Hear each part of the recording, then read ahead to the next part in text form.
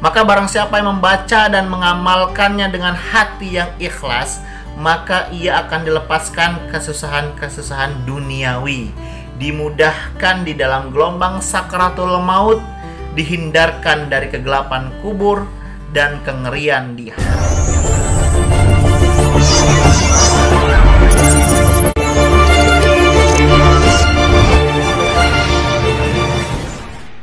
Assalamualaikum warahmatullahi wabarakatuh. Alhamdulillahirabbil alamin, wassalatu wassalamu ala asrofil anbiya'i wal mursalin wa ala alihi wa sahbihi ajmain. Oke, welcome back to my channel HBD Production.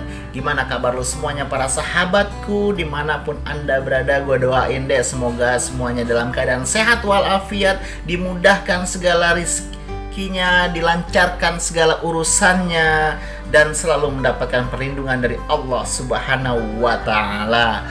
Oke, sahabatku semuanya, di video kali ini gue coba membahas tentang ayat Al-Quran lagi, yaitu tentang keutamaan dari surat Al-Ikhlas. Oke, pastinya kalian sudah tahu ya, dengan ayat pendek ini, dengan surat pendek ini ya, bisa dikatakan hampir semuanya hafal ya, hampir semuanya hafal, dari yang kecil, yang muda, yang remaja, yang tua, itu pasti hafal namanya surat Al-Ikhlas. Oke, sebelum kita lanjut, yang baru mampir jangan lupa subscribe, like, share, dan komen.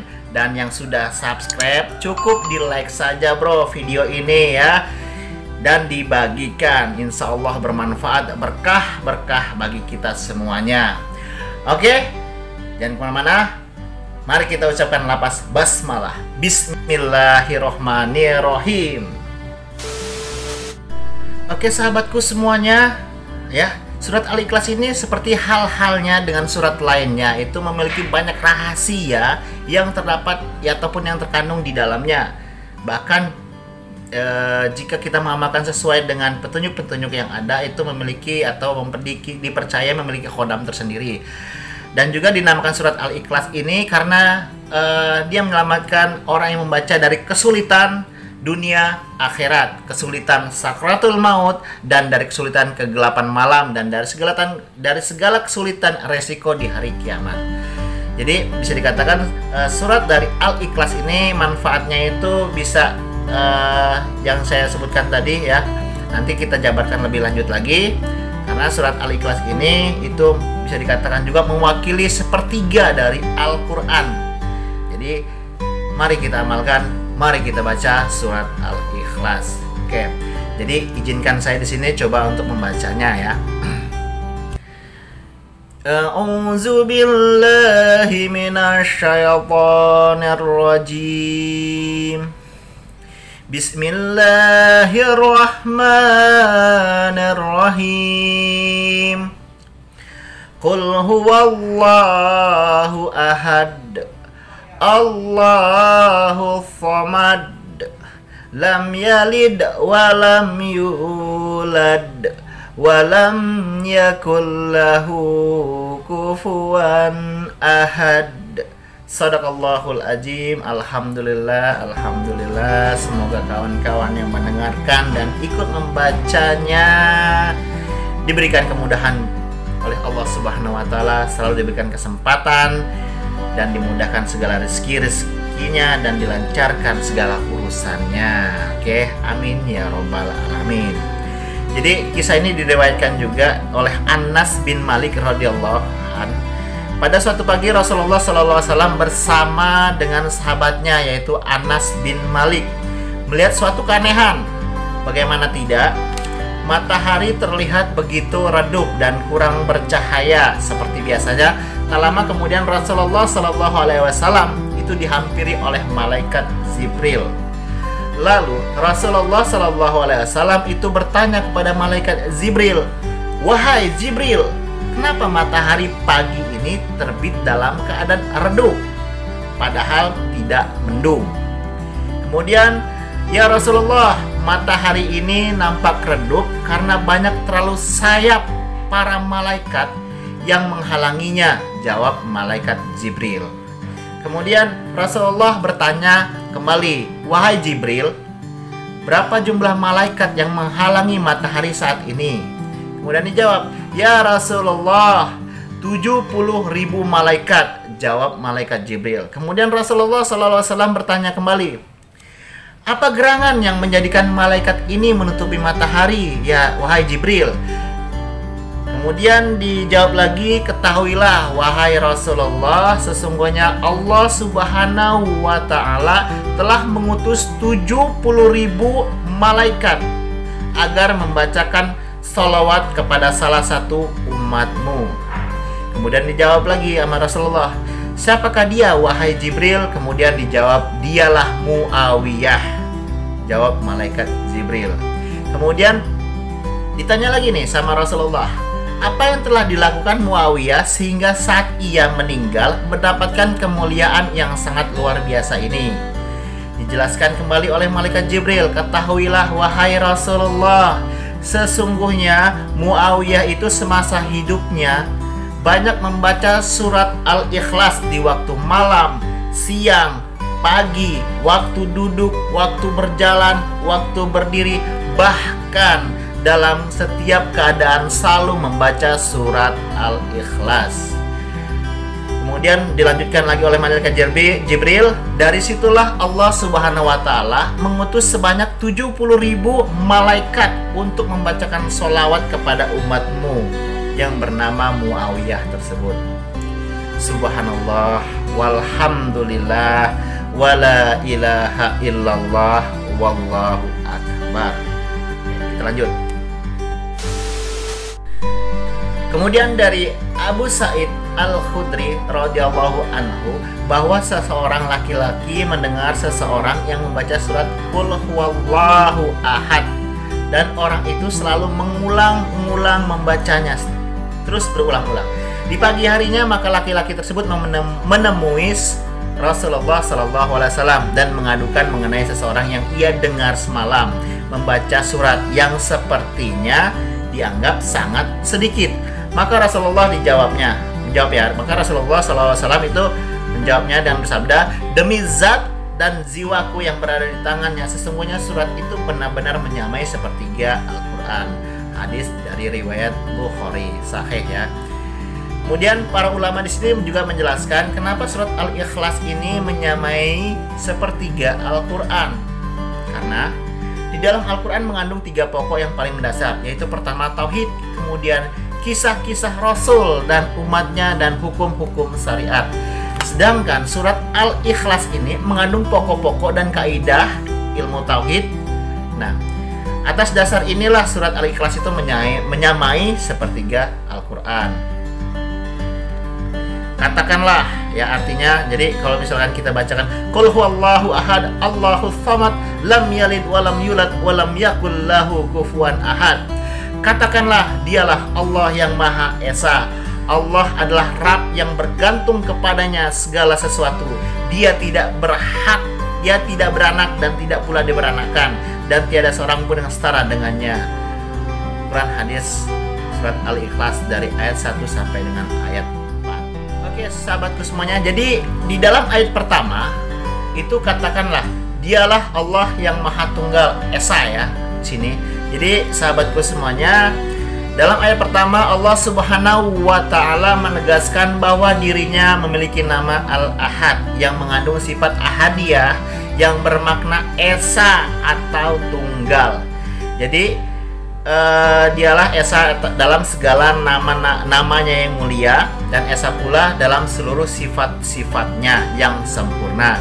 Dialah esa yang tiada siapapun semisal dan serupa dengan keagungan dan kemuliaan Allah Subhanahu wa Ta'ala.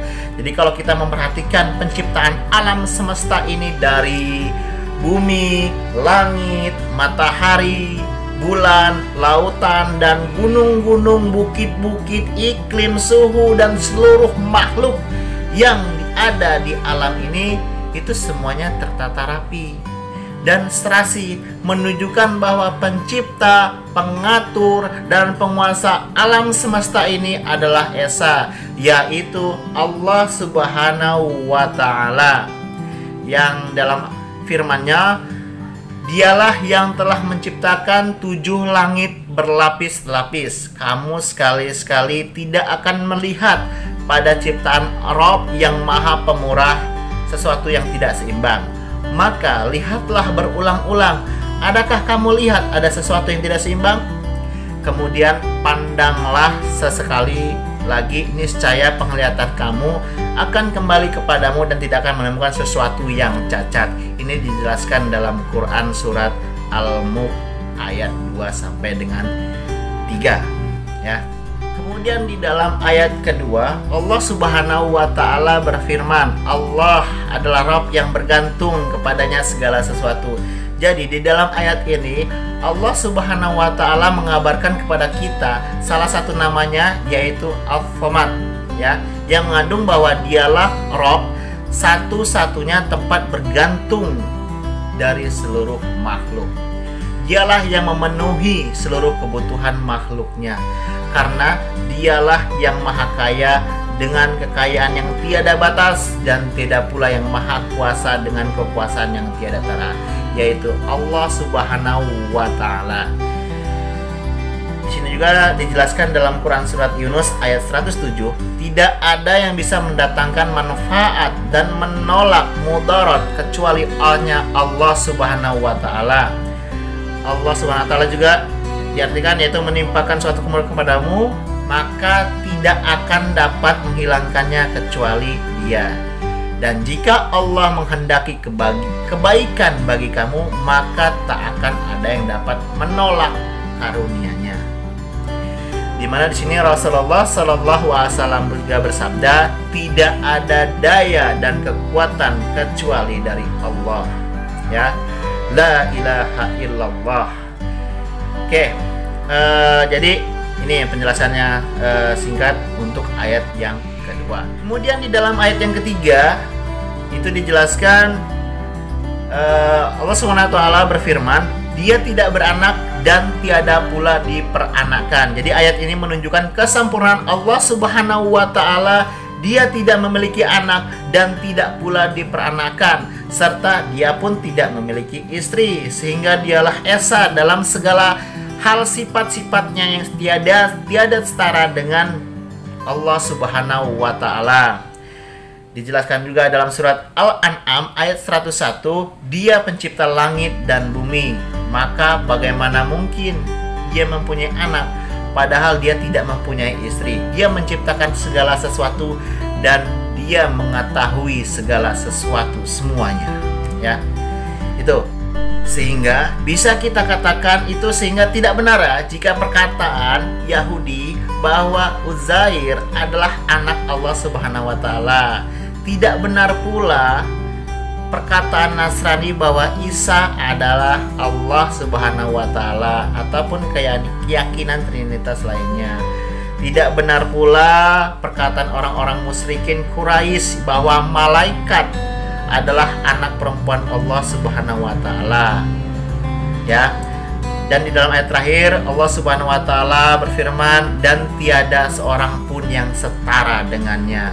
Jadi bisa dikatakan Allah Subhanahu wa taala menutup surat Al-Ikhlas ini dengan penegasan bahwa tidak ada yang siapapun yang setara dan serupa dengan sifat-sifat Allah yang maha mulia dan sempurna, sebagaimana juga ditegaskan dalam ayat-ayat lainnya. Di antaranya dalam surat Al-Isra ayat 111, dan katakanlah, segala puji bagi Allah yang tidak mempunyai anak dan tidak mempunyai sekutu dalam kerajaannya, dan Dia bukan pula hina yang memerlukan penolong, dan agungkanlah Dia dengan pengagungan yang sebesar-besarnya. Oke sahabatku, sekarang kita masuk ke dalam keutamaan dari surat Al-Ikhlas ya. Yang pertama itu mendapatkan kecintaan dari Allah Subhanahu wa taala. Jadi keutamaan Al-Ikhlas itu yang pertama dari Aisyah radhiyallahu anha, bahwa Nabi Shallallahu alaihi wasallam pernah mengutus seorang sahabat dalam sebuah pertempuran. Lalu dia mengimami sholat dan selalu membaca surat Al-Ikhlas. Tatkala mereka kembali dari pertempuran, mereka adukan kepada Rasulullah SAW Kemudian Rasulullah SAW itu bersabda, tanyakan kepadanya apa yang melatar belakangi dia berbuat seperti itu. Mereka pun menanyakan, lalu dia pun menjawab, tolong tanyailah dia mengapa dia berbuat demikian. Mereka pun menanyanya, dan sahabat tadi menjawab, sebab surat itu adalah menggambarkan sifat Ar-Rahman dan aku sedemikian menyukai membacanya. Spontan Nabi Shallallahu Alaihi Wasallam itu bersabda, beritahukanlah bahwa Allah sangat menyukainya. Ini diambil dari hadis riwayat Al-Bukhari sahih ya. Oke, kemudian manfaat selanjutnya yaitu mendapatkan jannah, insya Allah masuk surga ya. Dimana manfaatnya selanjutnya itu dari Abu Hurairah radhiyallahu anhu. Beliau berkata, aku pernah bersama Nabi Shallallahu Alaihi Wasallam, dan di saat itu beliau mendengar seseorang membaca, lalu beliau bersabda, dia telah mendapatkan, kata Rasulullah. Kemudian Abu Hurairah bertanya, mendapatkan apa wahai Rasulullah? Beliau menjawab, al-jannah, yaitu surga. Hadis riwayat At-Tirmidzi. Jadi dalam hadis tersebut beliau bersabda, kecintaanmu terhadap surat Al-Ikhlas memasukkanmu ke dalam al-jannah, yaitu masukkan kamu ke dalam surganya Allah Subhanahu wa Ta'ala. Kemudian yang ketiga itu keutamaannya adalah doa yang tidak akan tertolak. Artinya insya Allah doanya akan selalu dikabulkan oleh Allah Subhanahu wa Ta'ala. Diambil dari Buraidah bin Husayb radhiyallahu anhu. Beliau berkata, aku pernah masuk masjid bersama Nabi Muhammad. Tiba-tiba ada seorang sahabat sholat dan membaca. Kemudian dalam doanya itu membaca surat Al-Ikhlas. Kemudian Rasulullah SAW bersabda, demi jiwaku yang ada di tangannya, sungguh dia telah meminta dengan namanya yang mulia, dan dia meminta dengan nama Allah, maka Allah akan memberinya, dan jika dia berdoa dengan nama Allah, maka doanya akan diterima. Hadis dari hadis riwayat Abu Daud, Tirmidzi, dan Ibnu ya. Banyak sekali manfaat-manfaatnya selain yang tadi saya bacakan itu dari keutamaan surat Al-Ikhlas ya. Ini saya bacakan juga dari riwayat-riwayat Abu Sa'id Al-Hanafi radhiyallahu anhu menerangkan. Yang pertama, ini surat ini dinamakan surat Al-Ikhlas, yaitu artinya bersih ataupun lepas. Maka barang siapa yang membaca dan mengamalkannya dengan hati yang ikhlas, maka ia akan dilepaskan kesusahan-kesusahan duniawi, dimudahkan di dalam gelombang sakratul maut, dihindarkan dari kegelapan kubur dan kengerian di hari kiamat. Kemudian dijelaskan juga oleh Ibnu Subah Al-Zuhri radhiyallahu anha menerangkan Rasulullah SAW bersabda, siapa membaca surat Al-Ikhlas seolah ia membaca sepertiga Al-Quran. Kemudian diriwayatkan kembali oleh Sayyidina Ali, siapa yang membaca surat Al-Ikhlas sebanyak 11 kali sesudah sembahyang subuh, maka setan tidak akan dapat menggodanya untuk berbuat dosa, meskipun setan pada saat itu hendak menggodanya.